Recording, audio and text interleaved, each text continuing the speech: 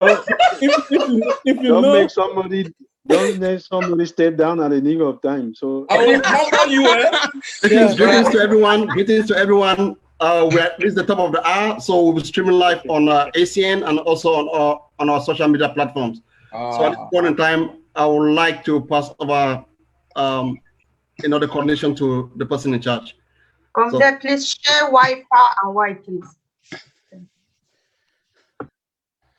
So let's.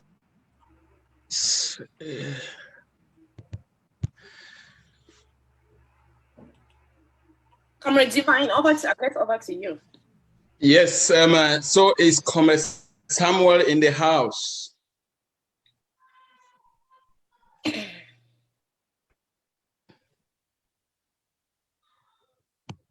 Let me see. Comrade Samuel from South Africa, the chief of South Africa, is he in the house?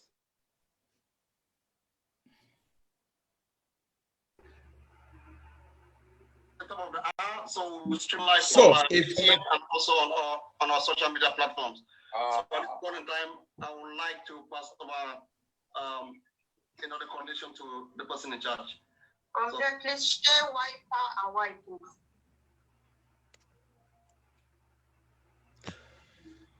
So today is the junction of where we Ambazonians have come together to exercise our free will. So we are officially going to start our debate night with a word of prayer. And if Comrade Samuel from South Africa is here, we will be hearing from him. And if he's not yet in, I will nominate somebody just to give us a word of prayer. Or I personally can do that. If he's not here, I will just opt to give it. Today's Sunday, and let's stand up, all of us, and give thanks to God, and move forward, please. I urge everybody to stand up while we pray. Our heavenly and everlasting God, Father, we thank you yet for another blessed day. Father, we are so grateful because you are the Alpha, you are the Omega, you are the Lord of Lords, the knower of tomorrow. God, today we are the Ambazonian citizens are gathered and we're calling upon your name to be the chairman of this occasion. Father, we call upon your mighty name to give us that ability and the power to exercise our will to live. Father, we are so grateful because you have given your children the courage and the ability to shine out in the world. And Father, as we stay here today, Father, as we commit ourselves, our citizens, and all 8 million Ambazonians in your hands today, we are here today to hear from our leaders, the people who are ready to help the entire Ambazonian citizens to move to the next step in the next 4 years. Father, we know you know every step of the way. You know how this twist is going to happen. Father, we call upon your mighty name that you're going to shower your blessings into us. Give also them that courage, that ability, that foresight, that insight, that they might have the might that it takes to liberate us from the faults. Father, we count on you and we give you all the hopes and we give you all the blessings. Father, you said when 2 or 3 are gathered together and have something in their mind, it is sealed in heaven. And because of that, Father, we call upon your name and we know that you are going to do it for us. Amen. Thank you. Amen. So we will be getting to the next step and we will be humbly singing our national anthem. Those who understand the rhythm, you can. And if you don't, please just give the highest honor to our national anthem as the communication department is going to play from the background, and people who understand the rhythm, you can just follow. So, Condep, you have You have the floor, please.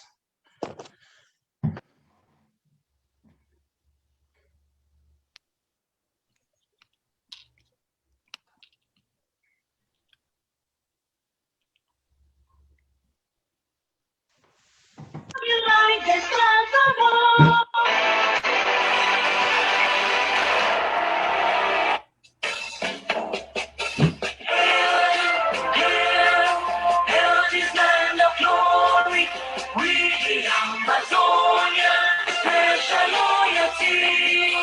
Presence of our Savior who granted us the freedom. Our legends to the heroes who fought the Lord we gather. Glory to glory, we rise and never to fall. Here in the nation, flowing with us and holy.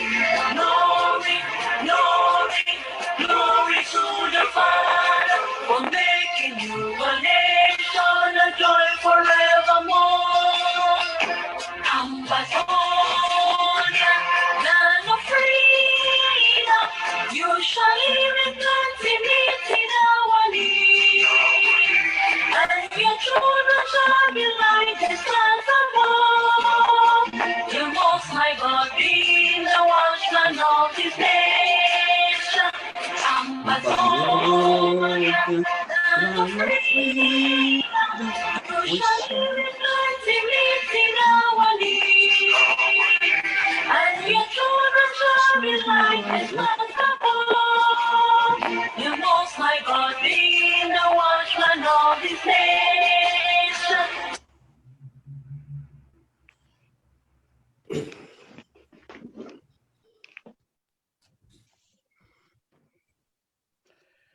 So, thank you so much to everybody. Today is one of the greatest days in our history, and I'm extremely very excited, very happy, very humble, and also privileged to stand here to open up today a new window of opportunity for the Ambazonian people in particular, and the Africans in general. I strongly believe that for so many years, even before our fathers, our forefathers, and many other people who have gone before us, it's been a journey where we don't understand what it means to be free. And the ideals and the things we stand for and we fight for, we've come today to celebrate some of them. And as we do, I want to sincerely and honestly thank each and every Ambazonian, especially those who have fallen for our sake, those who have sacrificed in every form you can imagine for the sake of freedom. Today is about all of us. It's not about some one person. It's about every single soul in Ambazonia. It's about what and where we're coming from and where we are going and where we are truly now. And today is going to showcase one of the most important ideals for which Ambazonians fight for. And before I get into that, I want to introduce myself. My name is Divine Anaka. I'm the chair for Council of Mission for Ambazonian Governing Council, and also the chairman for the Electoral Commission. We're working hard. Some of us live in the West. We understand the price of freedom. We understand what it means to be free. This is the only intention we as a people have. This is why we're struggling to make sure our people, every single Ambazonian, have the possibility, born or unborn, to have a means to exercise their freedom as human beings, their freedom as a people. That is the reason, that is the simple reason why we are fighting to liberate our people. This is one of those days that we celebrate the journey of freedom freedom to choose, freedom to express yourself as a human being, freedom to decide simple things, and freedom just to do what you feel is right, and freedom to choose some of those ideals which you truly want to see development move forward, not only in Ambazonia, but also in the connectivity of the whole world, which has become a global village. Today, we are going to hear from some of the powerful leaders that we have in Ambazonia.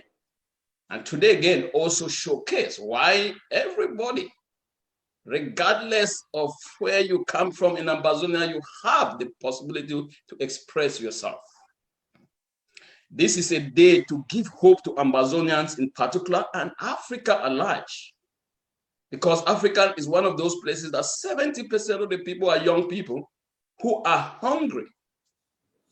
They are truly hungry and want to give back to their continent. They want to rebuild their continent. They want to change the consciousness of their continent. And it's only when they are free and given the liberty to do that, that they can truly self-actualize and bring the hope, the jobs, the possibilities that everybody come on earth to get. And today, you will see that play out as the Ambazonia Governing Council showcase what they believe in, why they are fighting for freedom, and how they exercise it as they go. We were all born free and must live in our own terms. Freedom to exercise ourselves and act in our own highest consciousness as was ordained by God. All of us are unique, and we must show our uniqueness. And the only way we can do that is through freedom. Freedom to do exactly what we were sent on earth to do. And it's supposed to be controlled. Nobody is given the permission to dictate what we are supposed to be for other people. That is why we are here today to celebrate that free choice, how the Ambazonian Governing Council, how we operate. I hope most Ambazonians are going to see today that we don't just do things ordinarily. I think this is one of the greatest democracy existing in Africa today. And we're not only fighting for the freedom of Ambazonia, we're fighting to change the entire equation in Africa. And as we go through this process, we're requesting for prayers all over around the world. And we also need support from the international communities to keep making us better as we move forward. That said, we are opening up our democracy today. We're opening up to the world what we practice behind the scene before we come to act. So we hope you sit back, buckle your belts, and watch how our presidential debate exercise is going to play out today. We have a phenomenal team that is going to be working from the technical department behind the scene, and those who will be coordinating the debate. And again, I applaud the courage of the board leaders. And that said, today again will never be the same to all of us. May the great Creator, God, help us, empower our people so that they will live to self-actualize themselves. I am at this juncture pleased to introduce the person who will be paddling this debate tonight. She's one of the most powerful female lady in Ambazonia, and we love it because in Ambazonian Governing Council, we do not only do things, but we do it with discretion, with the people who have the ability, the competence to do it. Person who is doing it today is one of the most beautiful Ambazonia you can ever think of. And she will be doing her ultimate best to give us all what we need, all what we require. So that said,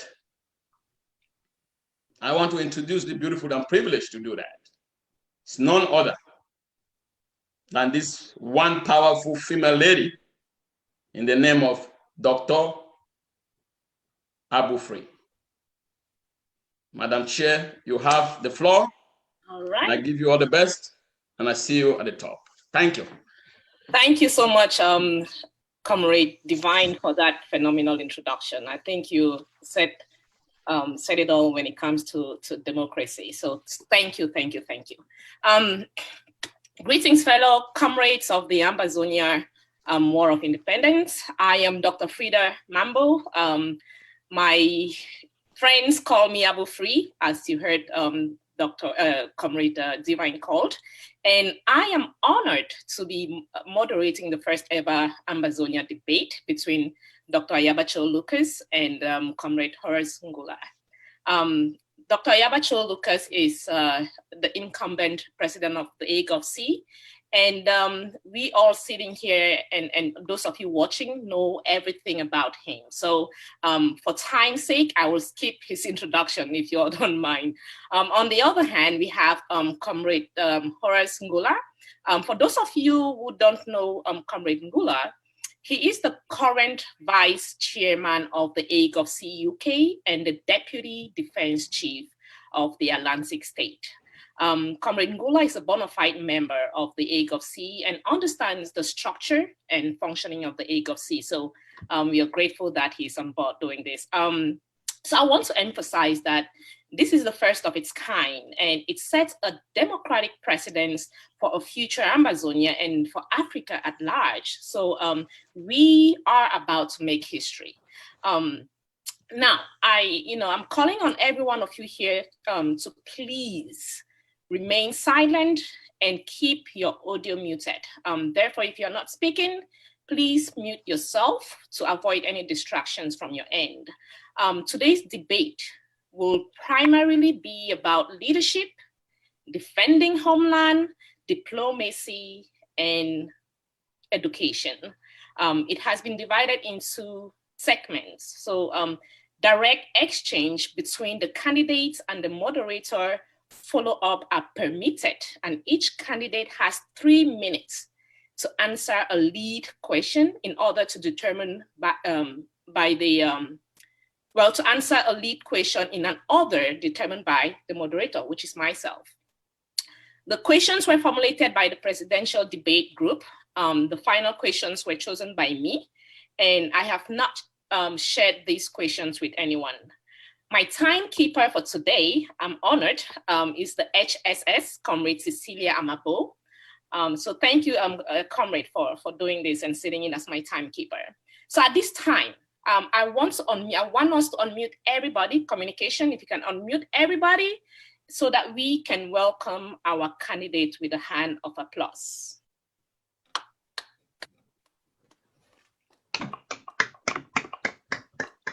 Right.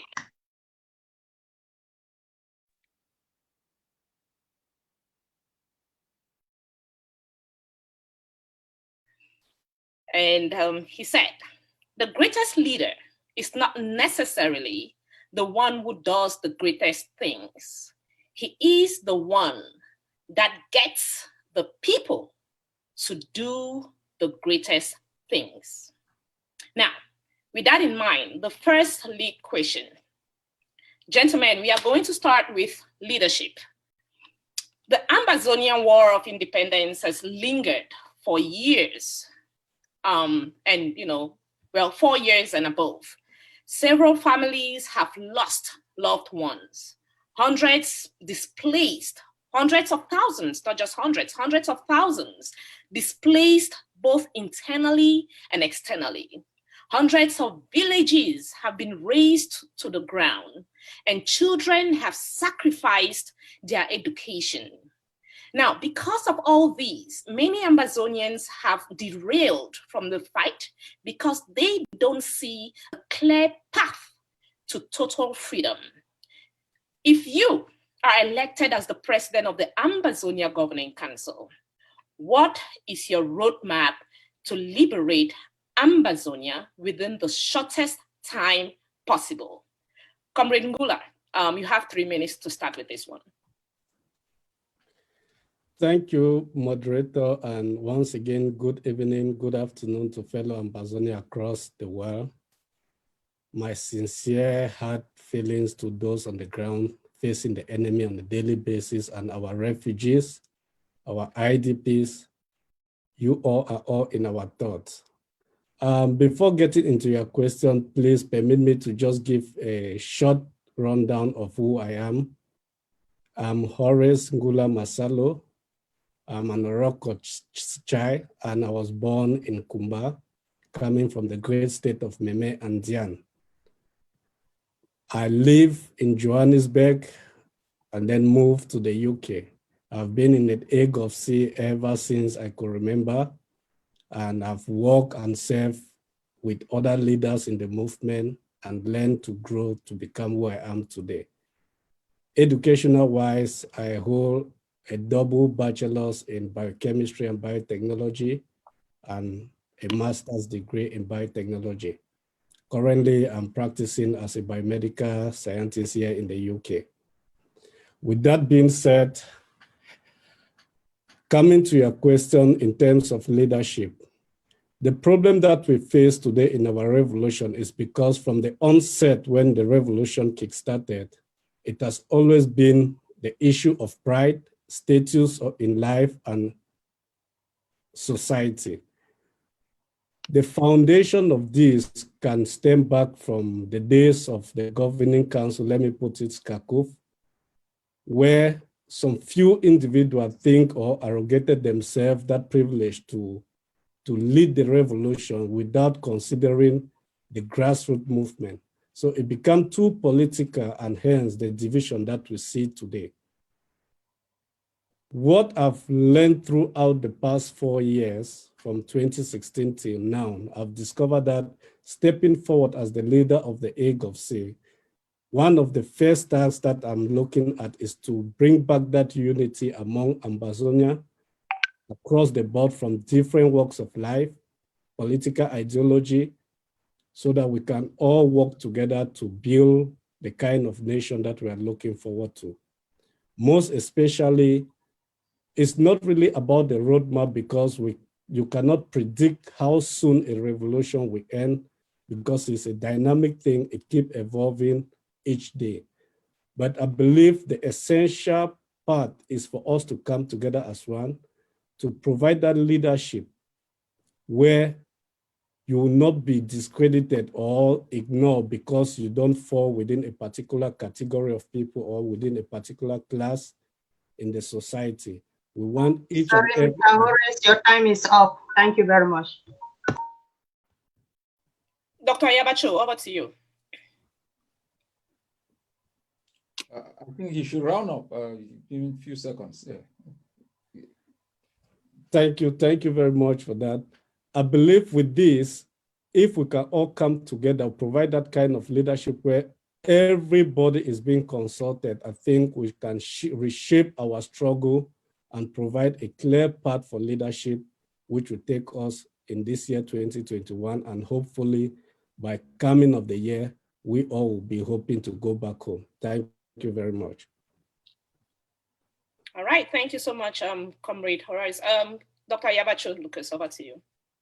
Thanks a lot, Chairman of Electoral Commission. Thanks to the moderator, timekeeper, and the others. Thanks to the opposing candidate, and thank you for your service and for what you have done for our organization and our people. I also want to thank the Ambazonian Governing Council for, who gave me the mandate in the past 4 years to be able to lead them. And I'm proud that within the organization, we have people with stamina and foresight who can step up the plate to be able to challenge, the pathway forward. Now, when I was elected as president of the Ambazonian Governing Council, I made a solemn promise to the organization that my primary responsibility will be to move the struggle from the interface of contemplation, stagnation, and the persistent argument of force of argument against the argument of the occupier to a place where we are in actual resistance. Because for all through my participation in the Ambazonian struggle, we had been engaged in more rhetorical and appeasement approach to our own freedom without taking into consideration the method of the opponent. And I can say that in the past 4 years, we have moved, the struggle from the supposed force of argument, our ideals confronting the method of the occupier, begging for the international system, to a place where our method is matching against the method of the occupier, and our ideals are also matching against the ideals of the occupier. We are no longer beggarly. The international system now recognizes us as a stakeholder. If I am given the opportunity on the 9th of February for my last 4 years as president, my primary responsibility would be to stabilize the Ambazonian struggle and put it on an irreversible pedestal. And I'm glad, Comrade Horace talked about the issue of leadership, of bringing our people together. It will also be one of the focal points that I will take on. Currently, we have been working seriously to make sure our fighters on ground zero come together. And it's a miracle, thanks to Grandpa of Bali, who set the tone, and it's going quite well. After the 9th of February, I look forward to uniting, our bloggers, our political leadership, those with whom we can work well to move forward. The roadmap will be focused on defense to make sure we strengthen the ability of our fighters to defend themselves, defend and stabilize areas we already have in control, protect our population. In diplomacy, it will be a liberation. Dr. Ayaba, your time is up.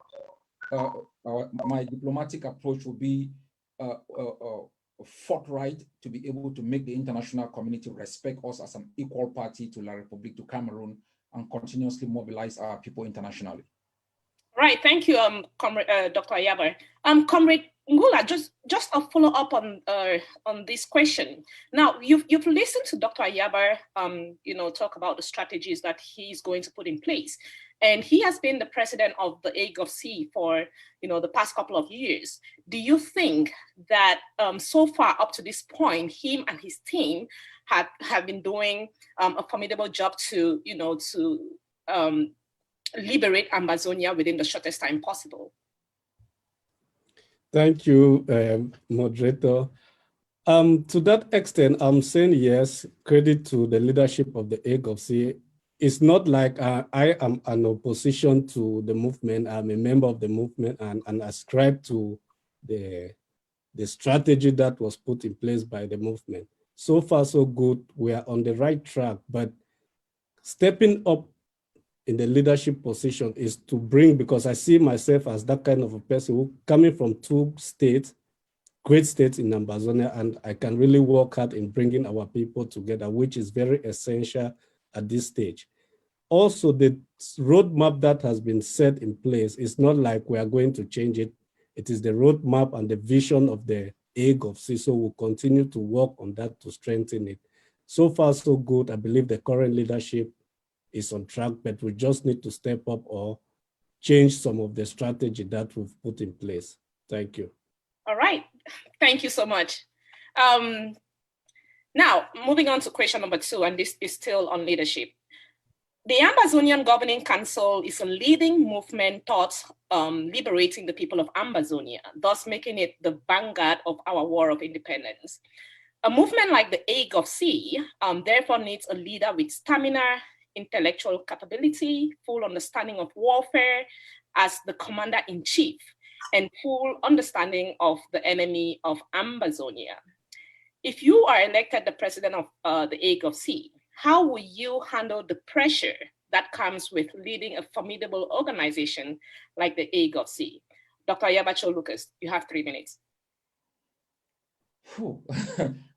I think if you look at me carefully, I have added about 10 years of age. The charter of the organization does not give the possibility for the organization, which is unprecedented in liberation struggle, for the president to be compensated in any way, form, or shape. So you basically lead the Ague of C,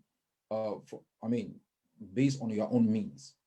Now, I can say I understand the enemy, and I have the ability to cope with the pressure because my instinct of leadership is inborn. It's something hardwired in me. And I think for the past 32 years that I've been engaged, constantly fighting Yaoundé, there has never been a time where I have been subdued, by the intensity of the enemy's approach. So with respect to my ability to cope with the international system, I understand the international system genuinely. And the way I have led the Ambazonian Governing Council has been to avoid the mistakes of other liberation movements that were more focused on liberation, and in that way undermining the means of the liberation and jeopardizing post-independence stability. That is why I've been very cautious in my words and in my actions. In terms of understanding the enemy that we face, fighting BIA for 32 years has basically given me the opportunity to study them well. And more importantly, the Ambazonian people, if you notice in the past 4 years, I didn't take a radical position with respect to the position of other leaders. I have been attacked and slaughtered. And sometimes I believe sincerely that the Ambazonian people were not up to speed with the reality of what we were facing. And I tried as much as possible to convince the Ague of C to develop policies that gradually bring the Ambazonian people up to where the leadership was. And it has worked well. Now the Ambazonian people understand the different stakeholders, the different actors within the struggle. I am basically equipped, to face the pressure. I have the stamina and the foresight to face both internal and external opposition. And I think that's one of the qualities that most other leaders within the Ague of C have demonstrated in the past 4 years. All right. Thank you so much. Comrade Ngola, over to you. Thank you very much. I think when you look at just being a member of an Ague of C, it's enormous pressure, because I remember back in the days where we're still building Ague of C in Johannesburg. Just to walk down the street in Johannesburg is really difficult, because identifying yourself as a member of a particular movement who is fighting for total liberation, the pressure is enormous. So I believe with pressure, there's no pressure that can break me down. I have that stamina to continue to fight for the liberation of women. Also, to understand our enemy, which is Cameroon, there's one distinction that I want to make here. Being the leader of the Ague of C and the leader of the revolution or the war of independence is really at times interlinked, but I'm looking myself to become the leader of the movement, not necessarily being the leader of the war of independence. I believe Dr. Ayaba is doing very well, and that role suits him to be the leader of the war of independence and at the same time the leader of the Ague of C. But what I'm trying to bring to create that clear cut between being the leader of the revolution and the leader of the movement, because being the leader of the movement, there are certain utterances that you need to be cautious on how to air them out, and certain compromises that you'll be able to make as a movement. But as a leader, the organization now will give directive or advice with the leader of the revolution. So I believe with the pressure and the understanding of the enemy, I'm well equipped with that. And even with the policies of the Ague of C as laid down in the charter, I believe I can cope with the pressure. Okay. Dr. Ayaba, do you have anything to say about that, or? Yes. I think Comrade Horace is right. It's something I never gave some deep reflection about the distinction between the president of the Ague of C, regulated by the charter, policies and practices, and leader of the war of liberation that you function unregulated.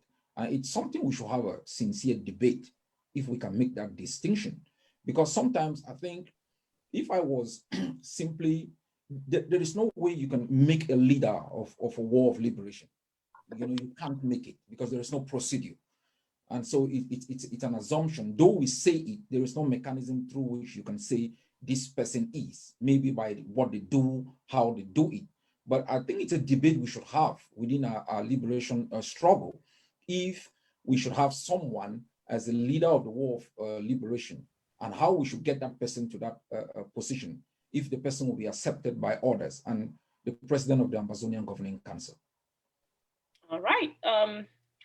Okay, moving on to question. Okay, I thought I heard Comrade. Moving on to question number 3. Being the vanguard of the Ambazonia War of Independence, Ambazonians expect the president of the AGOVC to present to them a liberation roadmap, a post-independence roadmap, and a reconstruction plan for the rebuilding of Ambazonia.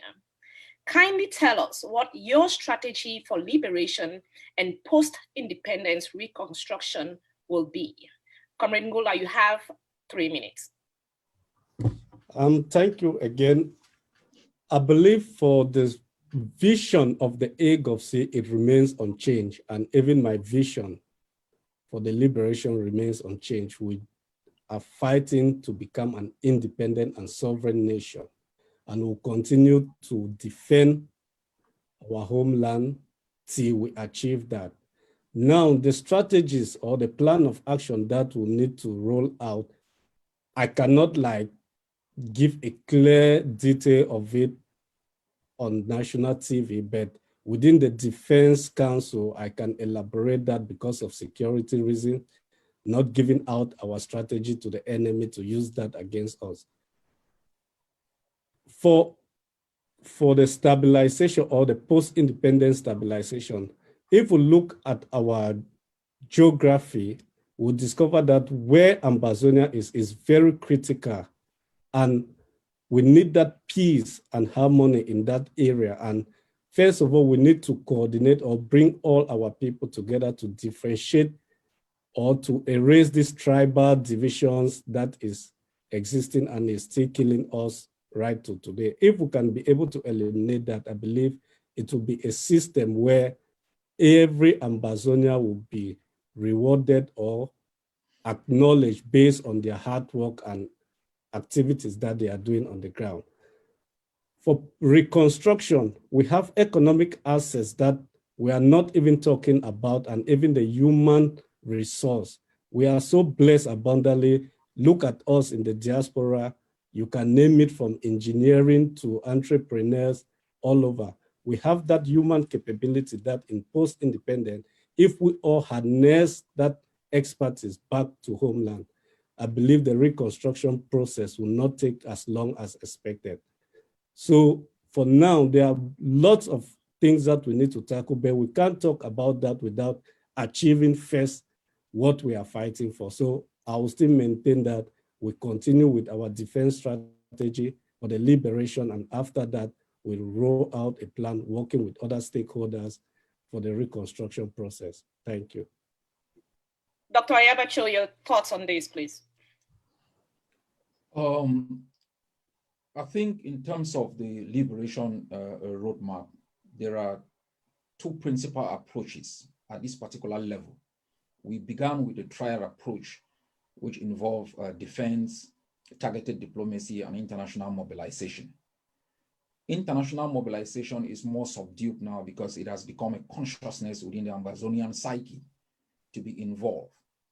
My liberation plan is centered on consolidating the gains that we have made in the past 4 years of fighting by bringing in more materials, building a stabilization force that is going to make sure it eliminates the threat to our people in terms of kidnapping for ransom and in terms of the amount of enablers that La Republique has enabled within our community, and setting up transitional authorities between our forces and the civilian population that deals with issues of community education, health, community justice, and other aspect within community. The close working relationship between our forces and our community is very pivotal for the stabilization of Ambazonia, because stabilization is a projection of certainty that the ungovernable spaces can be taken care of, and it leads to international recognition. In terms of international diplomacy, as I reacted to the visit of the Vatican representative, Ambazonia is strong, has projected itself, and we are being called upon all the time to discuss about pertinent issues on negotiating La Republique's exit. I'm going to maintain a very strong personality with respect to demanding respect and treating Ambazonia as an equal party to the conflict. With respect to all of these things is geared towards the transitional period where all Ambazonians will come together to set up a transitional government that will, build a constitution, determine the structure of the state, organize free and fair election that will usher in the new leaders of Ambazonia. Thereafter, we are going to harness, like Comrade Horace has said, our human resource, which is massive. We've got more than 20,000 Ambazonians in the diaspora. We are going to make sure that we use their presence here, not only to use remittances for purposes of improving the situation of people's home and indirect investment, but to make sure that they contribute to an entrepreneurial spirit that creates jobs. We are going to also focus on infrastructural development. When the United States emerged from the Second World War, the building of bridges, the building of roads, the construction of different things created opportunities for many people in terms of jobs. We're going to turn our military into a professional one. Focus on education. Education must be free. The foundation of education should be vocational to prepare the students for the kind of jobs. Dr. Ayaba, your time is up, please. Thank you. For the kind of jobs that, the 21st century is going to offer. So there's a lot that we are going to do, and we have already put that, and Comrade Horace is right, it's going to be an A-Gov-C policy, which we have all worked on. All right, Comrade Guler, so are you, I know that you said, we have a whole lot of economic access when it comes to, when it comes to rebuilding a post-independence Ambazonia. Do you agree with what Dr. Ayaba, the plans that Dr. Ayaba just laid, or do you have other plans that you want to lay with regards to economic access, as you said? Normally, I agree with the policy, the economic policy of the A-Gov-C, and I believe what he has elaborated is the policy of the Ambazonia Governing Council. So it's just a matter of little or one or two adjustments to it, but I ascribe to that same policy of the movement that I belong to. All right, thank you so much. So last question on leadership. If you are elected the president of Ambazonia Governing Council, you will have a mandate for 4 years. What do you intend to do within the first 100 days in office to strengthen A-Gov-C Global, and most especially to strengthen the fighters on ground zero? Dr. Ayaba Cho, you have 3 minutes. In the past few weeks, I have been working on a defense program, on a foreign affairs program. And in terms, let me begin with the fighters. I have said my focus with respect to the fighters would be logistics, and Comrade Horace, him and myself were yesterday in a 4-hour meeting in defense, at least provide at least 100,000 bullets to Amazonian fighters and provide them with what they will need to defend themselves. And secondly, we in the past 4 years, the sons and daughters, fathers, husbands and mothers have left their homes. They are in the bushes fighting. What we all talk about are our boys, sticks, bullets. Have we ever thought about the welfare of these men? Have we ever thought about, the psychological impact of the war on them? I've already been consulting with some specialists on how we can create opportunities to speak to them so that we can give them some sense of dignity and humanity. And I think it's important that if we have to move forward smoothly, we have to treat Ambazonian fighters with dignity, respect, and appreciation. We look, a soldier was killed 2 weeks ago, and I spoke to the mother. I spoke to the senior brother. He left behind a wife and a 2-month-old baby.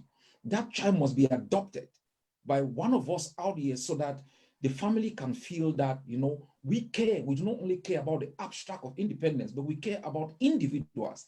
My focus for the first 100 days will be on these things. And secondly, AGovC is structured in such a way that we function almost like a subsistence. No, when the Kurds started, the Bel, the Kebab, when you find the Somalians, they have communities, community schools, community halls. I've been working with Comrade Horace and the UK mission to make sure that we get the first Ambazonian community center in the UK. I've worked with them in Johannesburg and Cape Town to make sure that we open investment opportunities that employ Ambazonians who escape out, generate wealth, so that the first 100 days after independence, we already have prototype institutions that we can transplant into the homeland, not just jumping and talking about the abstract independence, freedom, without a single institution. The TV that we are today is an institution, and we may be able to use it for better purposes. So in my first year, I will alter, in collaboration with the executive and the entire membership, the nature of the Ambazonian Governing Council to work for the AGovCs, to work for Ambazonians, and to look at soldiers with respect and for their dignity and their humanity. All right, thank you so much. Comrade Horace, over to you. Thank you. If just to get your question right, you asked if being elected as the president of the AGovC, what would be my plan of action for the first 100 days, right? Correct. I think first of all, if we look at how the AGovC is structured, we have about 19 AGovC missions globally. So in the first 100 days, the first thing that I'm ready to do is to link or bring all those missions together, because I discovered that they are working independently and there's that lack of coordination between one mission to another. So bringing all our missions together will be one of my primary targets. Secondly, like here in the UK, I've realized that UK is very resourceful and is a really strategic country when it concerns to our liberation struggle. So there are other stakeholders here in the UK and elsewhere around the world that in the first 100 days, it will be a consultation period where I will reach out to other movements to bring us together as one, under one big umbrella to pursue our freedom quest. Also, I will continue with the defense, and which is very, very critical, because no matter what we do out here, defending homeland will be our primary focus. And in the first 100 days, thanks to the leadership in place and the stabilization force that we are working on, I think we need to strengthen the capacity of them, not only the stabilization force, but across the entire territory, so that they continue to defend our people, protect our properties, and we need to equip them to the fullest. So I'll be looking at a budget, not about hundreds of thousands, but more than that, that if our men and women march the street, we all will be proud to call that a military. So I'll be looking at defense, strengthening of our defense capability, and reaching out to other stakeholders for us to come together and work as one. Thank you. All right, thank you, Comrade Horace. Dr. Ayaba, with a follow-up, Comrade Ngola mentioned that, you know, one of the things that he's going to do is to bring the missions, so the AGovC missions together, insinuating that maybe leadership has not been doing a good job with bringing the missions together. What do you say about this? You know, the way we have the chairman of the Council of Missions a year. I'm not sure how Comrade wants to bring the missions together. The missions are already together within the structure of the Council of Mission. That is how the missions work together. So except he's gonna explain another plan on bringing them together. If he's talking about connecting their activities to be more impactful, I think that's something that I will agree on. because one of the deficiencies that I have had under my leadership is also hampered by the structure of the organization. The president is not as powerful as we think. My power is more with respect to the Ambazonian community than the AGOVC. The AGOVC has 4 different leaders. You have the chairman of the Council of Mission, you have the chairman of the National Council, and then you have the president who shares that portfolio with the vice president. So these are different independent centers of power. The president does not even have a right to dictate finance. I don't think I ever know, what is in finance. So the president is not as powerful. You need to alter the charter to give the president the kind of enormous power. Otherwise, if I want to alter the missions, I will fall into opposition with the chairman of the Council of Mission. So we will look at it, how we can make the missions connect together in terms of their activities. For example, doing what they are doing in the UK to building the community center, linking up with Johannesburg to make sure that we have so many Ambazonians that will do beauty work, putting a beauty salon, building a car factory in Cape Town. That is one possibility in terms of activities, but in terms of the structure, you will need to alter the charter. Comrade Ngula, do you have anything to say? Yeah, just to add to what Dr. Ayaba has said, if you look at the organizational structure, the Council of Mission is where all missions, they meet together. But that zeal or that anxiety to be there is really weakening. And I believe that constant communication or consultation with different missions to understand their own setting, because we are all in different countries. I remember when I was in Johannesburg, it's a day-to-day activity. We meet on a weekly basis physically, but moving over to UK and helping to build the AGOVC UK, I discovered that I'm in a total different environment where people work abnormal hours, let me put it that way, maybe in the night or in the day. To get people together becomes very difficult. But I tried to compare 2 scenarios and discover that there's a way that we can compromise or link missions together, not only their missions head being represented at the Council of Mission. Maybe we can increase the number to 2 or 3 persons so that in the absence of one person, the other person can still be active within the Council of Mission and relate back to his or her mission on certain activities and the way forward. So that is in light of what I was planning to do. Thank you. All right. Thank you. Okay, so let's move on to diplomacy. Now,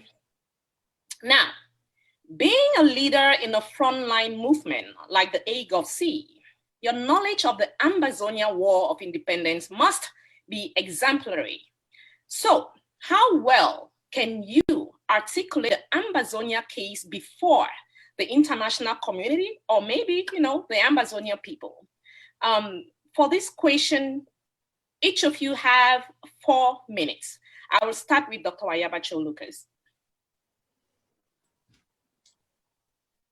Well, leaders and aspiring leaders, we are not historians, but we have a responsibility to try to have a mastery, not only of our history, from both a sociological, historical, and legal foundation, as to make a clear cut case at the level of the international system. And I think under my leadership, I have been able to articulate that mastery in a succinct manner with utmost clarity, to the extent that the international system has come to understand. And one of the things I've also learned doing quiet diplomacy is the international system is not, the actors sometimes are not as versed with different strategies on how to bring about an end to a conflict. And I have sat in meetings where I have been able to provide advice on how to move the issue of negotiation forward. And that has been thanks to do my homework to try to study different revolutions, how they ended, how they were conducted, and how the international parties were able to bring together the belligerents. So I think the experience I have gathered through my engagement and through scholarship has probably given me an opportunity. Also, being a public speaker, the more you speak, the more mastery you have on the issues. And our struggle is also a very competitive space, in such a way that you have to equip yourself sometimes not only for the international competitor, but for the domestic opposition. So it's a daunting challenge. And I think every one of us, is equipped for that role, but you need to have, the ability at instant to be able to answer a question. I also am frightened sometimes. When I entered Sky Studio, and I was like, oh my God, how am I going to cope in here? So those human frailties sometimes give us the strength. But I can say that in my past 4 years, I have been able, I don't know how, to articulate and demonstrate mastery of our history, the issues that we discuss, and exactly what the Ambazonians people aspire for. And I look forward to improving on some of the limitations that I have in terms of my communication and in terms of my articulation. All right, thank you so much. Comrade Horace, over to you. Thank you, moderator.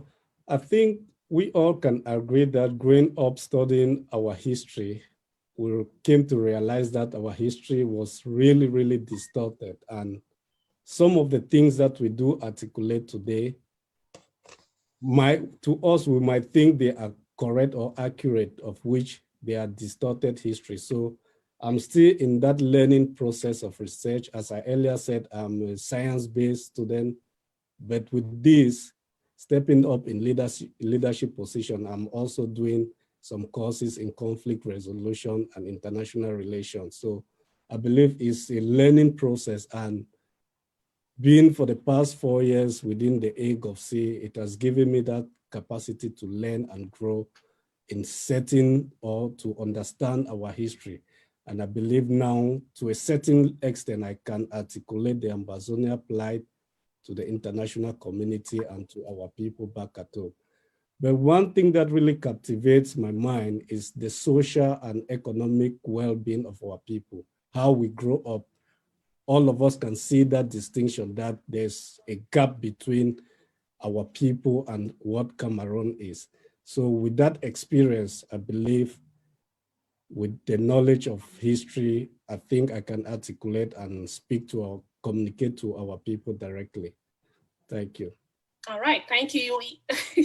You answered my follow-up question already by you saying that, being in the AGOVC, you've learned a lot. I was going to ask you to challenge the current leadership on this particular issue of narrating or articulating the war of independence to the international community. So I guess you just beat me on that.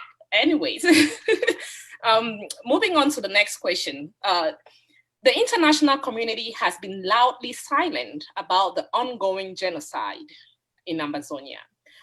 So what plans do you have to make the international community commit towards their responsibility to protect? Comrade Horace, over to you. Thank you. One thing that most of our people have failed, that I've witnessed, is just that we are in the liberation struggle, and this is war. But I've realized that most of our people are still concerned for the West or the international community to come to our rescue. No, I disagree with that. To me, what I intend to do is to inflict more pain to Cameroon. They will be the one to reach out to us, not the other way around. So the strategy will remain the same as what the AGOVC has laid down. Defending homeland, we need to provide our men and women with the necessary materials, heavy armory that will inflict more pain to the Cameroon government. The international community will be the one knocking our doors, not us crying for them to come to our rescue. So I believe we just need to continue with the defense strategy in place, then everything will fall in place. Thank you. All right, Dr. Ayaba. I think I agree with him. One of the at the beginning of our struggle, I mean, more than 30 years ago, everyone was focused on going to the UN. We were sitting there in Victoria, and the Funchas and the Munas that were setting up the delegation, everyone always thought about, going to the UN and letting them come in to do the bidding for us. They thought about going to Auckland to meet the Commonwealth. Even when John Frundi won an election in 1992, he was relying on the international community. I was having a discussion before coming in here with one of our comrades on atrocities and the silence of the international system. How is it possible that 6 million Jews were murdered in Europe in the full glare of Europeans? How is it possible that in 100 days, 1 million Rwandans were killed, and it took a brave Kagame, to invade to rescue its people? How is it possible that rape is a tool of war in the Democratic Republic of Congo? How is it possible that in the full glare of the 21st century, genocide is being committed against the Rohingyas in Myanmar? And how is it possible that in less than 100 days, you have hundreds of thousands of Syrians were murdered and the international system did nothing? We will have to rely on ourselves. And I agree with Comrade Horace, we need to put more arms to the ground. We need to conscientize our civilian population to know that they will have to join the fight. It's not a fight only between our forces and La République. It's a fight of the 8 million Ambazonian army against La République de Cameroon. If we do that, we'll achieve a sense of internal protection, and that strength will galvanize the international community, to activate relevant international instruments like the POC of Kofi Annan or the R2P post-Rwanda. So I think he's really on point that we must focus on arming Ambazonians to defend themselves, protect our villages. And him and myself and the others, we met for the past 9 hours for 2 days to really focus on this. Right. You both are making this very, very easy for me, just agreeing with each other. I'll need you all to disagree at some point. Okay. So last question on diplomacy.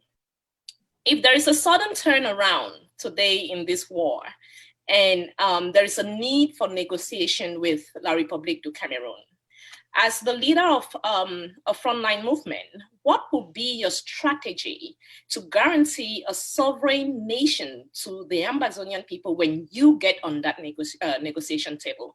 Dr. Ayaba Cho Lucas. I have argued repeatedly, the leader of the AGOVC will not be participating initially during any negotiation. The leader will be focused on the war against a country that has refused to talk for the past 60 years.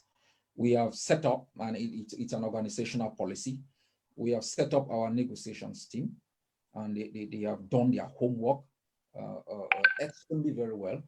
And I think the human resource that is available within the Ambazonian Governing Council, has the relevant knowledge on the issues at bar. And our focus now is to make sure the international community gets Cameroon to commit. When they do commit, the different strategies we have will be put in place to make sure that we can project Ambazonia as an equal party on a negotiating table.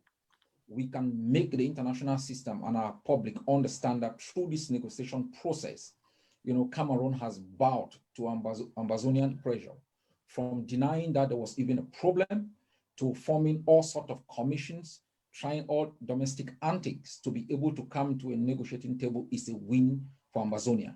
At this stage, our interaction with the international communities is already a recognition of Ambazonia, of the different stakeholders. We have a carefully defined plan that involves border demarcation, assets, involves post-conflict justice issues in terms of reparation, and in terms of holding Cameroon as a state and individuals who perpetrated genocide accountable. So our plan is cogent. It will be a plan that any leader who takes over after the 9th will be able to direct and make sure that the negotiating team is going to work according to the principles that we have collectively as a movement laid down. Comrade Ngola, do you agree? It's very difficult to disagree or to oppose because I'm not coming from another movement. That is why I earlier made the point that it is very difficult to distinguish the leader of the War of Independence and the leader of the AGOVC. The AGOVC is a structured body with policy in place. The expertise is there, and other group of expertise are still available that we can make use of. It is the policy of the AGOVC that the leader of the movement would not represent during negotiation. So there's no way I can disagree with what Dr. Ayaba is saying, because it is not of his making, but it is the organizational policy. So I totally agree with what he's saying. All right. Well, thank you both for answering those questions so eloquently. Moving on to defense, which I think it's one of those points that most Ambazonians want to hear. So, as the president, how do you intend to make the ADF to become a more formidable force with unbeatable units across the 13 states of Ambazonia? Comrade Ngula, I'll start with you on this one. Okay, thank you very much. I think what we've witnessed throughout this past 4 years in our defense strategy that was laid out by the ADF, the Ambazonia Defense Forces, with the amount of infiltrator and spoilers in our war of revolution, they have caused total chaos on the ground. So to me, I will need to roll back to our primary strategy, which is the block by block approach. I believe if we roll back, going back to that block by block approach, things will get better. Also, we need to increase our capacity. We lay down some strategy, the economic sabotage. For the past 4 years, we've crippled Cameroon economically in our territory, but what we feel, and I'm sorry to acknowledge that on national TV, what we feel to turn that economic sabotage into our benefit. For example, look at CDC. It is our property, it is our economic asset. Stopping the exploitation of CDC or PAMO or our mineral resources by Cameroon government, we're supposed to make use of that. So our defense strategy for this 2021 will be turning around some of our economic capabilities back at home for the benefit for our defense. By this, it will provide the necessary resources to up our game in terms of arms and bullets. I believe also we need to create like the stabilization force that it is in progress that will help to reduce the kidnapping for ransom, to put law and order in certain areas where there's chaos, and also to continue to sensitize our population locally and in urban area, and to encourage many others to join the fight for their survival. So I think that is what we'll put out this 2021. Thank you. Thank you. Dr. Ayaba, over to you. If you observe the war now, La Republique has been relegated. The soldiers don't step out of armor cars because that's the only place to find protection. Those who travel in things like hillocks, they know they are meat for the vultures because we're gonna punch them out. So the strategy that I will be focusing on is to bomb La Republique out of those armor cars. It is critical that we make their movement across the territory. And I've made this argument before after the Ngabo massacre. If we increase our potential in terms of improvised explosive devices, we will do a couple of things. One, prevent their entry into vulnerable suburbs where they commit massacres, and relocate them from those suburbs into urban areas where we are comfortable. So I will be focused on making sure that after every 20 meters, there is a bomb that blows off La Republique military truck and military patrols.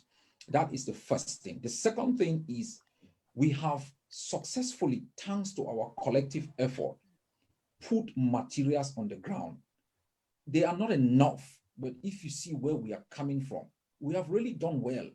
If the transition from Dane guns into assault rifles into heavy caliber armor piercing machine is a massive transition from a people who basically do not have a budget. And so increasing the amount of bullets, a battle in Bamenda, I argued before, takes 1,000 bullets. If we put thousands and thousands, and Comrade Horace and myself and his colleagues at the War Council debated that yesterday, 100,000 bullets to our guys on the ground is critical. Third, the ADF must understand. The ADF must understand, and I continuously make this, it is for their interest, their utmost interest, to work with other sister forces on the ground. Because the strategy which he articulates of the block by block only works when there is a network of forces within those blocks. Some at the periphery act like first intelligence gathering outposts. They act like first interception outposts before you reach the core where the ADF is more powerful. So making sure that those forces that will agree, excluding the Bui warriors, there will be no ever cooperation with the Bui warriors until we find the bodies of our murdered patriots. But all the other forces, it's important that the Ambazonian Defense Forces work together with this network. Thank you very much, Dr. Ayaba. Your time is up. To increase their effectiveness and to increase, their actions against the regime. Right, thank you so much, Dr. Ayaba. Comrade Ngula, just a follow-up on, with Dr. Ayaba talking about, bombing of La Republique military and their camps. Now, if I remember well, after the Dublin Declaration, or, when they had the Dublin Declaration, which I'm sure we all are privy of that, the AGOVC exec had put out a statement. One of the declaration was to take the war to La Republique, wherever they are. It can be in Yaoundé or in Douala, wherever they are. So take the war to La Republique. Do you think that that is a good strategy in executing, this war of independence? I'm not in total against of the Dublin Declaration, but I believe that particular statement shows forth of certain aspect when we look at the sovereignty of Cameroon. Remember that Cameroon is a colonial state under France, and they have their colonial pact. With any security threat within Cameroon, France has the right to intervene militarily. So I think taking the war into Cameroon, it becomes like a security threat to their country, and French troops will be obliged to step in. I don't think it is the strategy that we can put forward to take the war into Cameroon. We'll defend them into our space. And that is why it is very difficult for the international community to term our movement or to classify us as a terrorist organization, because we are defending our own territorial integrity and the existence of our people. So taking the war to La Republique, with that I will disagree. We'll continue to defend ourselves in our territory, and we'll kick them out with the defense strategies that are in place. Thank you. Dr. Ayaba, what do you have to say about this? That's where we disagree. I understand the colonial pact, and I understand, the clause that talks about a threat to the security that might invite French intervention.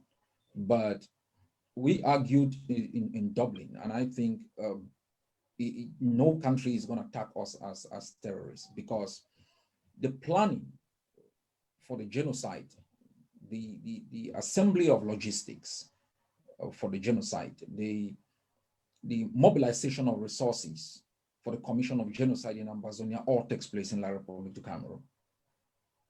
As a people facing all of these threats, we have a right under international law to destroy the source of all of these powers that come into our land to commit crimes. We have a right to cross over into La Republique and target military outposts, as we have done, to make sure that we prevent them from coming into our land. It falls within the remit of law. I also think that in most liberation struggles, whether you look at the Eritrean struggle, there were targeted strikes within Ethiopia by the Eritreans. Even when the Ethiopians solicited Somalia The Eritreans immediately cut off Somaliland with support. So we think we have a strategy and a policy to engineer instability within La République du Cameroon through surgical operations and through other methods, and it has been ongoing. We have not been as effective as we wanted, but we have shown our ability for cross-border incursions and activities that undermines Cameroon's own territorial control and assertion of power within its own space. Okay, thank you. All right, so there has been a lot of infiltration within our fighting ranks on Ground Zero. We have seen, several of our, protectors of women and children being slaughtered. We just saw not too long ago, 27 or more of our comrades where we actually don't even know their whereabouts, the whereabouts of their corpse or their bodies. So as the president of the AGOC, you are mandated to work hand in hand with the War Council to stamp out infiltrators and instill discipline within our fighting ranks. Now, kindly explain to us how you intend to achieve this and your roadmap of achieving this important aspect of our defense forces. Comrade Ayaba, you have 4 minutes. Infiltration has been an old age tactics of occupying regimes. As I have argued before, there were more infiltrators against, those fighting for the independence of Algeria than there were nationalists. In all struggles, there are infiltrators.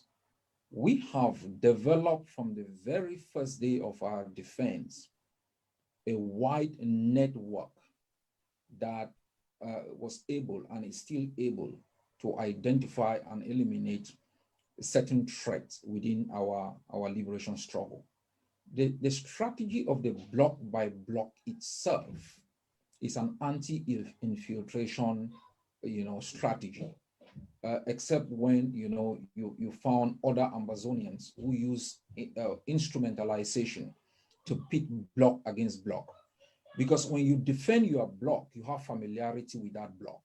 Any outsider who steps in there is identified and is easily communicated.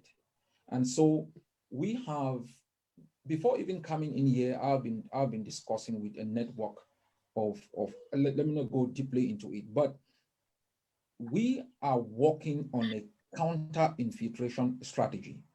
Our defense intelligence and Comrade Horace and myself got this briefing the other day, received a full briefing on how we will have to deal with both defense infiltration and a political international level infiltration, and how we have to respond as leaders. One of the things we've been doing in this revolution is we talk a lot. We haven't followed standard procedure on how to identify, expose, and shame and eliminate threats to our war of independence, because everybody sits on a WhatsApp message and can put a counter message. We also have to make sure that families that harbor infiltrators have some level of responsibility for the effect of the infiltrators on our forces and our civilian population. We don't want to institute collective punishment, but families have a responsibility to report to our forces and political leadership the activities of those who enable and work for the interests of La République.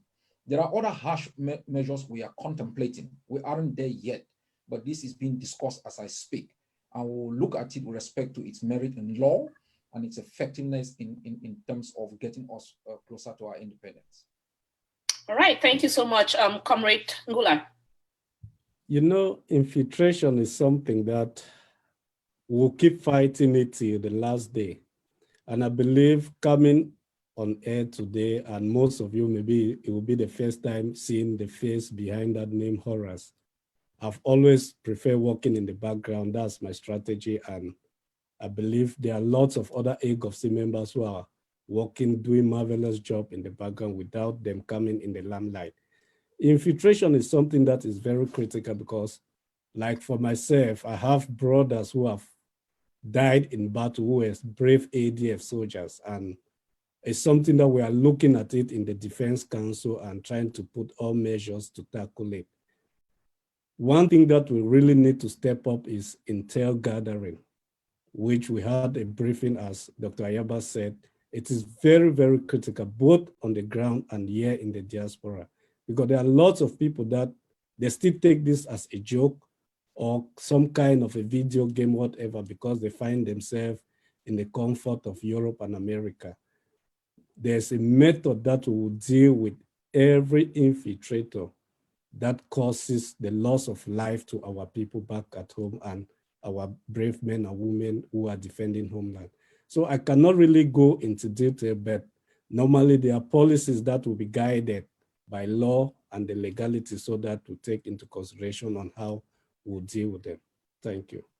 Thank you. And talking about this, now we remember the Bui 27 or more that were killed by other forces, also fighting for the liberation of Ambazonia. And we also, and to the best of my knowledge, the leadership of Dr. Ayaba Cho Lucas did not physically engage to bring the death of those boys to justice. Do you think that the leadership did the right thing, or would you have done differently?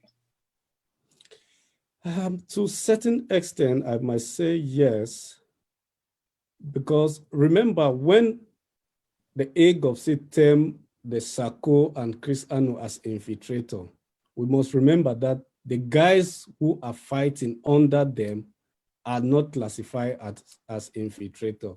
They are just being instrumentalized because of lack of education, and which is very essential with the ADF, because we keep providing that education to our forces on the ground. But with that kind of massacre that we witnessed in Bui, I really believe, and that is why we changed our plan, our defense strategy, to term all ADF units to become a military zone, no coming closer to within a 1 kilometer range without confirmation. If you are coming in peace, we'll consider you as an enemy target. So with that, we've learned a lesson, and we try to look to minimize the chaos that was on the ground and to use that to really reach out to other forces to give them the necessity or the reason for them to work together. And I think with the Bui, we have realized that they have really bent on attacking the ADF, and future possibility, anything coming closer to the ADF will deal with them like public. And I don't see any reason whether we collaborate with other defense forces on the ground. We'll never, even there's a change of leadership in the AGOVC, I don't think we can collaborate with the Bui warriors. Okay, I'm certain Dr. Ayaba agrees with you. All right, so last question on defense. There has been an outcry of soldiers being exposed to the social media, leading to the exposure of most of their hiding places by enablers and planted agents within our communities. Being the leader of the People's Army, and in accordance with the charter, which demands that measures be taken to protect and safeguard the life of every fighter within the ADF and its sister forces, what strategy will you bring on board to make sure that these fighters are protected, but at the same time, not denying them the privilege to showcase their victories and successes to the world as freedom fighters? Dr. Ayaba. Let me just go back into what he said about Bui. Okay. What we have to know is to understand the motivation of those who, murdered our soldiers. Their motivation was to project themselves to those they were speaking to internationally as the dominant parties on the ground, as to have the sole responsibility to negotiate for Ambazonia. And when they tried to coerce the AGOVC into that manipulation, and we rejected it based on our understanding of the way that the international negotiation was structured, they were also informed by Cameroon and the international community that they cannot move forward without the AGOVC. They then decided it was important to eliminate the Ambazonian Defense Forces as to weaken the ability of the AGOVC, you know, to stop, you know, the approach to many of their international transactions. And this motivation has totally been eliminated.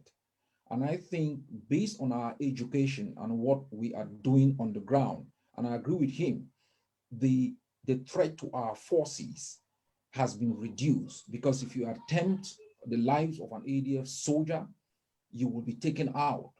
They have a standing order never to attack a sister force, never. But they have the right to defend themselves when threatened because of the experiences of Guzang, the experiences of Bui, the experiences of Mato. In terms of social media and struggles, you know, the problem with the Ambazonian struggle is not that people expose themselves. Look at every other struggle in contemporary times, you know, and the psychological impact of showcasing your victory against the enemy is huge. You have different struggles where they pop, you know, an armor car of the enemy. You know, they show that so that it has a negative effect on other soldiers. It has a negative effect on the government. Look at what happened to America in Iraq, in Afghanistan. You know, all of those things were exposed through social media. So it is not entirely, you know, negative to project our forces or to project our victories. What is happening is that the internal enemies that seek to undermine the ability of those who are doing a great job, they use those things to help, you know, La Republique to find out some of our forces. Our forces are not hiding in the jungle, so we should not make a mistake. The Bamenda Brigade is in Bamenda, you know. Our mother base is not somewhere in the jungle. It's right there in the middle of Mogamo. Our forces in Fako are quite openly there. So the forces are there. La Republique knows where they are. Our generals are, they have a human face out there. So, and that will continuously be the case because we are fighting to project a nation. We cannot be fighting and hiding all the time, but we are taking measures to make sure that, you know, we do not deliberately expose either intelligence, some fighters who move for surgical purposes, and certain actions before they are carried out. And I think the War Council is taking measures. Our social media activists like my press secretary, the DDC, Capo Daniel, they are doing all their best. Our technical team is working also on every video, every photo before it is put out there. All right, thank you so much. Comrade Ngula, over to you. Protection of soldiers on the ground is very, very important because we all have family or friends that they are defending homeland. One of the issues that we realize in the War Council is that most people sit in the diaspora, send $100 or $200 to a soldier to make a video, and then they expose that, claiming that they have guys on the ground who are fighting for them. With the ADF, we are working very hard because with us, each and every soldier on the ground is family to us. It's not just a number. That is why you see when a soldier fall on the battlefield, it's a big pain in the ADF family. We cry a lot for that, and we reach out to the family for comforting and other assistance. So we are really trying to protect our guys on the ground. But as the president, Dr. Ayaba said, at times we need to showcase our defense capability to the international community because it sends out a positive message as well, and how organized we are on the ground. Our forces, as he rightly said, they are not hiding in the bushes.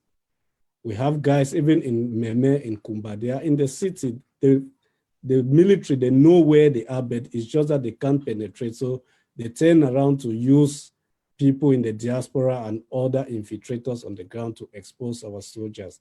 And also, I'll also give or criticize some of our social media activists. Just to seek relevance, they tend to expose some of our locations of our fighters on the ground, which is totally unacceptable. And I believe with this, with the ADF, the way it is structured, we are trying to limit that and to reduce the communication among coordinators and the fighters on the ground. So we'll continue to protect them, but in the same time, when there's need be, we need to showcase our strength and victory.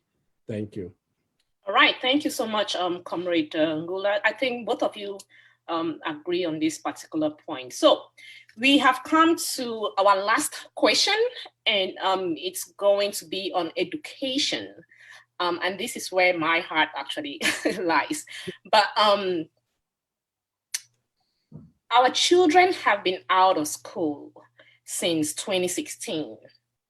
And we all know that a child's right to education cannot be safeguarded in conflict zones without education itself being protected. Out of school, children are easy targets of abuse, exploitation, and recruitment by armed groups. So as a leader, what will you do to see that education is also made a priority in this conflict? Comrade Ngula. I believe as a member of the AGOVC and yourself, you are aware of the education board in the AGOVC. And what we need to do or to become a leader of the AGOVC, I would like to push hard for the education board to mostly concentrate in community areas where our force is controlled in terms of providing community education. I think we are already experiencing that in some of our controlled territories on the ground. And also one thing that is very critical is the curriculum of education, because we need to change that mindset for our children and future generation. The education that we obtained from Cameroon did not make us an asset, but normally we became a liability. And looking at myself, studying biochemistry, graduated with a BSc with distinction, but was unable to produce even a paracetamol. So when I moved to Johannesburg, I was like a laughing stock. I entered a laboratory, I was very amazed, something that I've only read in theory, but to really see them or work with it practically was really a challenge. And we intend to grow that and provide the kind of education that our children will grow to become asset, not even looking at the government that will be in place to provide employment for them to create, to be useful to the society as well. I strongly agree that the education board really needs to work hand in gloves with the defense so that we can, in control areas, we can start to introduce the curriculum of education in the community schools. Right now, I'm also working in the Ndian area, in areas where schools are not functioning, trying to recruit parents and children to go back to school. So I'm looking forward to work with the education board of the Ambazonia Governing Council to provide guidelines on how we can go about that as well. Thank you. All right, thank you so much. Dr. Ayaba, over to you. Yeah, education is critical for our children. And in the past 60 years, we have had what they call educational intoxication. And that's why, and Comrade Horace is right. You graduate with distinction, but you are nothing. I measured when I got admitted in University of Boya was mathematics and computer sciences. And, later on got into chemistry and chemical process technology. All of us emerged from there totally useless. Also because, education was classified in a way that other areas of education that are relevant for domestic market and our economic realities were stigmatized. And I think the curriculum that has been put in place is going to give priority to educational system that is contextualized. I mean, also to rebrand different levels of education and different professions to give people the dignity in terms of appellation. One of the first things that I'll be doing after February 9 is to restructure or totally dismantle the education board, which has, I think, has woefully failed, and integrate the education department into the broader UNPO group so that it can work together with different opportunities within UNPO and the international community to give opportunities to children on the ground. There are kids on the ground going to school without exercise books, without pencils, and I'll also support the initiative of the Country Sunday that has been successful in making benches for our children in Bui. I have to make sure that we increase support for the community schools that are ongoing and use our television. We've been working in the background to make sure there are educational programs that can run between 6 o'clock in the evening and 7 o'clock, basically to provide kids with some level of understanding. We'll be trying to recruit educators out here who can do a lecture on TV, and we put them on our special education website to be able to give access to children down there. So there's a lot we are going to do, working with UNESCO, working with international partners, and developing different strategies, alternative method of education. It has been very successful in Momo, successful in Bui, it's ongoing in different areas in Fako, and I think if elected, I'll be working with Comrade Horace to see what we do in Diana also. All right, thank you so much. Now, I just remember that I received a call early last week from one of the pastors from a pastor in one of the areas in Bui. I'm not going to give the details for security reasons. So he has been trying to put together, community schools, and every time he does that, there is disruption from the forces in that area. So, they'll come and destroy maybe the classrooms that they are using. So at this point, he has moved these kids from, where they used to have their small community, teachings and all that, to his church. And every day that church houses about 232 kids, if I'm not mistaken with that number or by that number, about 232 kids, and it has 4, volunteer teachers. Unfortunately, every time that those kids are, coming to school or to, to school or to church to study, they usually receive threats from some of the forces around that area, both the children and the volunteer teachers. What will you tell somebody like a pastor, or that pastor that is trying to bring kids together so that they can receive some form of education in these trying times, but facing challenges from the same people that are meant to protect the Ambazonian people, the Ambazonian children, the women and all that? What will you tell a pastor like that is struggling to do the best to educate, the children in his community, but faces, such a challenge? Comrade Ngula. First of all, I really like to applaud the initiative of the pastor, because in this trying time, it's really difficult, and having that courage to step up to provide education for our kids is very, very important, and we must all appreciate that. One thing that will go back is the education to the defense structure that is surrounded or that is found in that particular location. Are the guys having the right education, or to understand that the form of education the pastor is providing to our children is what is the curriculum that the Ambazonia Governing Council or the the education curriculum that the Ambazonia Governing Council has provided? If yes, then we need to initiate a conversation with those guys around there. First of all, we need to identify who are those forces and try to reach out to them to talk, to give them reason why school is supposed to go on, provided the curriculum of education is Ambazonia based. It's very important, like we said, in areas where the ADF controls, it is very successful, and we just need to continue to spread the message across the territory. I believe with that, people will reason and understand the necessity of education for our children. Thank you. Absolutely. Dr. Ayaba.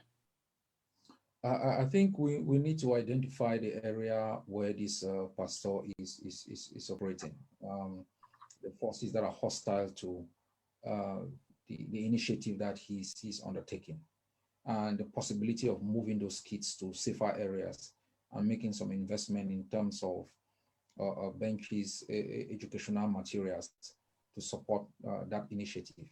That's the first thing. The second thing is one of the functions of the stabilization force is to eliminate threat to Ambazonian institutions and Ambazonian individuals.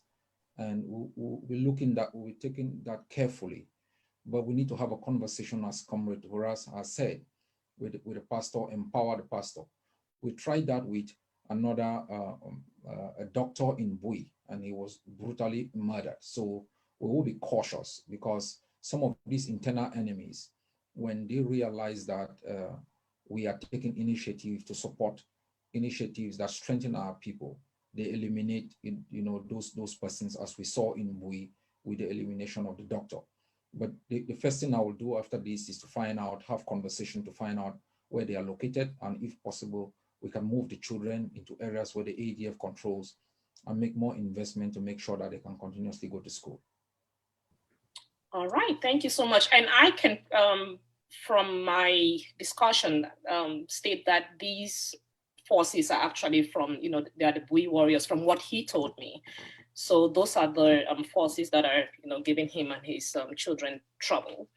All right, so I know we are running out of time. We have actually come to the end of my questioning, and I wanted to take one question from the audience. And I think I saw a question that caught my attention about humanitarian issues.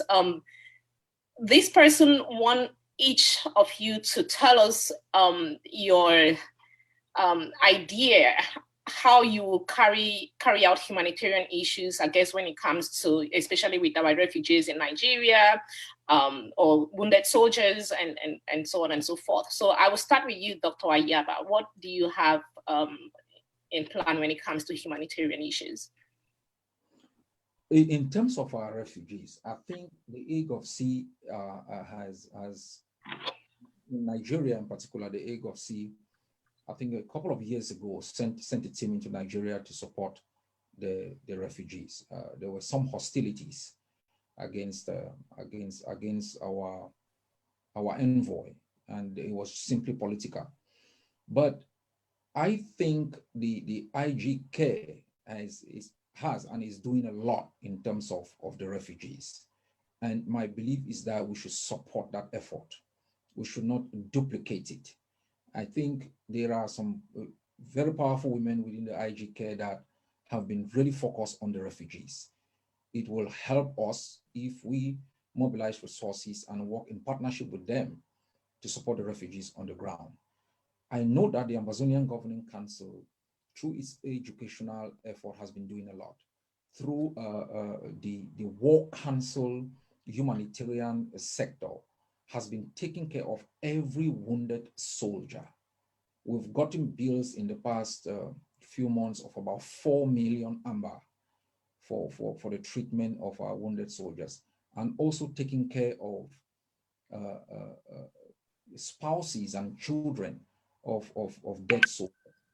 I also think I want to be focused on us generating publicity for domestic humanitarian organizations that are working with IDPs. We cannot pretend to want to do everything or to know how to do everything. Our focus is on defending the homeland, because we know if we speed up the day Cameroon collapses, we will resolve those humanitarian issues. We are also working with the international community to appeal to different international stakeholders. There are many NGOs that are being sponsored from the United States of America that will provide facilitation through our Human Rights and Humanitarian Department and through our War Council to reach out to vulnerable IDPs displaced. I also want to thank our communities Ambazonians living as refugees in Cameroon, our expatriate communities in Cameroon who have been providing support. We have NGOs out here that have been providing training to girls, you know, even in plaiting hair, on doing designs, on sewing. We need to create more awareness, especially our women, to create more awareness in terms of the plight of our people and open opportunities for local NGOs that are working with IDPs and support the ladies of the IGK. We should work together with them to provide more support to our refugees and strengthen initiatives rather than duplicate them. And I think this is one of the promise of Comrade Horace. Sometimes holistic unity might not work, but segmental unity might really be very beneficial for our people. Right, thank you so much, Dr. Ayaba. Comrade Horace. Dr. Ayaba, I've just crushed everything on this one, but it's very important because the humanitarian crisis that we are facing really call for concern. And as he rightly said, there are credible humanitarian agencies out there, both on ground zero and here in the diaspora, that they are working very hard to provide the necessary need to our refugees and IDPs.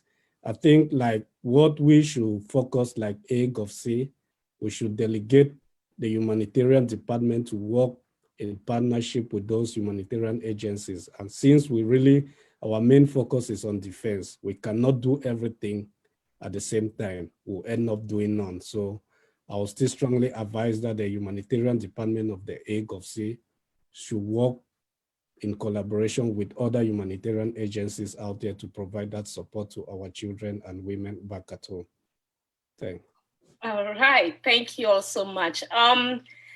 Well, both of you have been very good spots. I was expecting some punches and I would have loved that to actually happen though. But apparently you all decided somehow to be nice to each other, but which is good. So thank you all for both candidates for accepting to be here today. But we cannot close this without having you all give us a closing statement. And I think one of our viewers would love for you all to speak in Pidgin. Lucia Achu would love for you all to speak in Pidgin if that is possible. So, Comrade Ngula, let me hand this over to you with your closing statement. I really appreciate that for her to mention that we speak in Pidgin, and this is where I will attack Dr. Ayaba because the numerous cry that he should speak in Pidgin, but I don't know if he's not able to. I want to thank all Mama Me and Papa them for ground zero. Make una know say we dey behind una. This thing all with the face and not be only una dey down with the sufferer. We go continue to support everybody for the little we get and make una continue to provide that same support too for our boys the way that they help una protect una.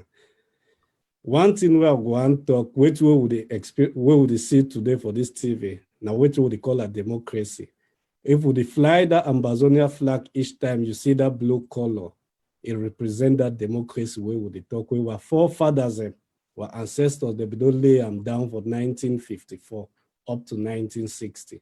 So now which we would try for practice and today, may somebody no look and say, now internal fight though they happen inside Ambazonia Governing Council, no matter the outcome, which will go happen on the 9th of February, I go still work with the new leadership and I go still remain the AGOVC member where I dey, and I go even become more stronger. So make we concentrate, help our brother them, and I go call everybody to a day for diaspora and say, I beg una go for TTOF. Even if na $1 una commit for them, make we provide that ammunition for our boys the way that they fight. Thank you plenty.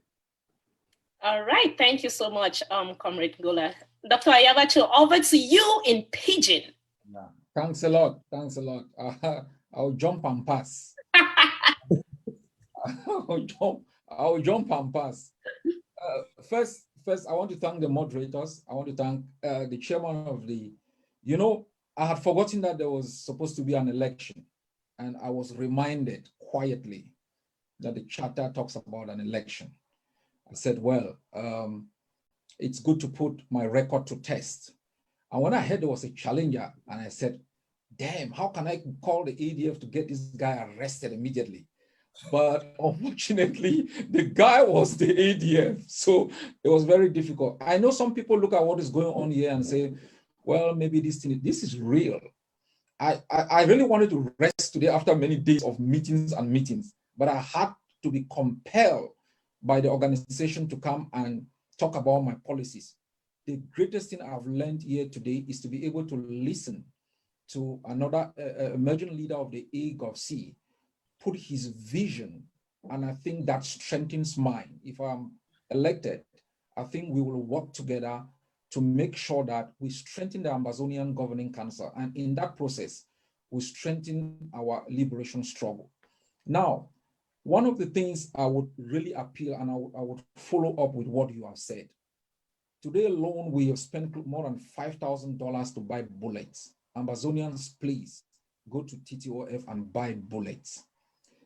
On 11th of February, yesterday, Comrade Ngola, I think I speak for both of us, we all decided they are going to be standard 2 lockdowns in a year. That's 11th of February on the 20th of May. Any other one will be decided and communicated to the Ambazonian people. So on Thursday, the 11th of February, Ambazonia will be locked down against the celebration of an illegal day. But we need between now and then to provide enough bullets and enough bombs to our people, to our forces, to bomb the hell out of these arrogant bystanders in our own land. Ambazonians, don't be worried about all the people streaming into La Republique and talking about diplomacy. When the time comes, they will come to you. They will, pastors, priests, cardinals will not negotiate for Ambazonia. The fighters, those who speak for it, fight for it, bat for it, will negotiate to exit Cameroon from our land.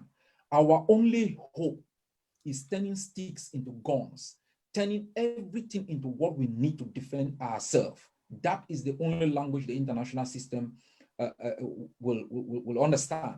We will work together to unite our forces. I will take some strong initiatives in my first 10 days to see how I can bring harmony at the level of the diaspora, so that we can follow suit with what is happening on ground zero and be stronger together. And as I have always promised, be able to defeat La Republique as a people. Thanks a lot. All right, thank you so much. At least we do not know the winner of the election, but we do know the winner of the best pigeon candidate.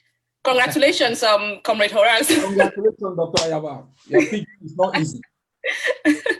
Well, viewers and everybody that is here with me, thank you all for joining us today. The candidates, you all did a phenomenal job. And thank you to the election group that put this together. Thank you to my timekeeper, which I am going to hand over right now to her to give us a closing statement. Over to you, Madam HHS Cecilia. Thank you very much, Madam Moderator. First of all, gentlemen, I want to heartily thank the both of you for a robust debate, and it's been awesome. It's been wonderful. You've all been so civil and so respectful and mature in your presentation, and I want to believe that Ambazonians are indeed proud of you. This is a process that has set the pace for Ambazonia. We are building a democratic nation, and this debate is just the first step. Unfortunately, it is just one-time debate. We are not going to be having a second debate for this, but we hope Ambazonians have listened to you. You've all spoken. You've presented your strategies, and I want to believe that Ambazonians have all heard you. It's now left on Ambazonian to go back home, rethink, and vote. Of course, I'm calling on all AGOVCs come February 9th to make sure they cast their vote. This is what we are looking forward to have in the new nation that we are building, a democratic process, a process where we change our leaders, a process where we present to them a question, challenging question that gives them the opportunity to speak to us, speak their minds to us, and give us direction and clarity on the things that they hope to present to our people and the way they want to build our nation. So I want to take this opportunity once again to thank you, both you gentlemen, Dr. Ayaba and Horace Ngula, for your incredible performance. I want to thank the entire team. I want to thank the leadership of the Ambazonian Governing Council. I want to particularly thank the chairman of the National Council, the chairman of the Council of Mission, and of course, every member of the cabinet of the Ambazonian Governing Council, the War Council, and every other person that made it possible for us to have this successful debate. So thank you all, Ambalanders. Thank you all, AGOVCs, and please go back. You can listen to them, go and vote. This is now the time for you to make the final decision. They've played their part, it's now left on you. Thank you all. Right, thank you.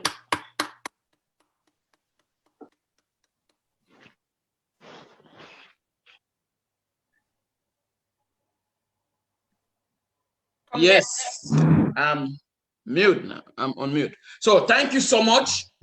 I think that said, we have come to the end of the debate.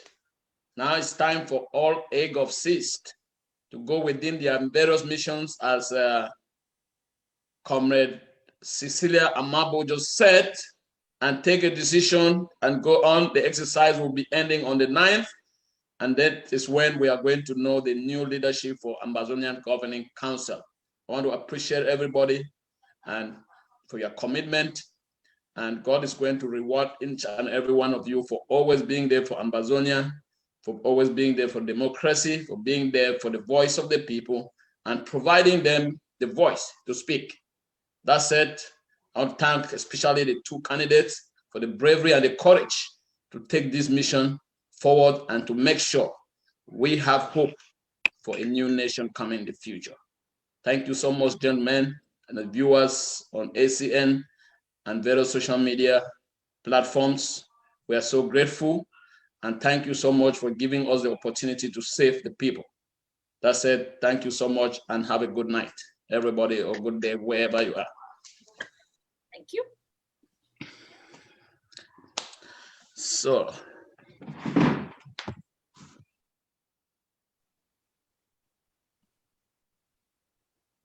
Comrade, are we off?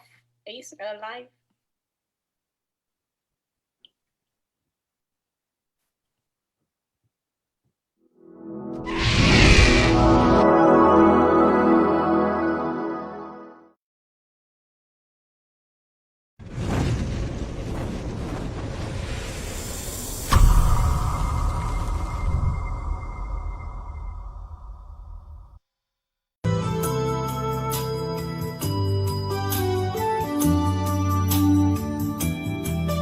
Ah, ça, c'est le premier verset.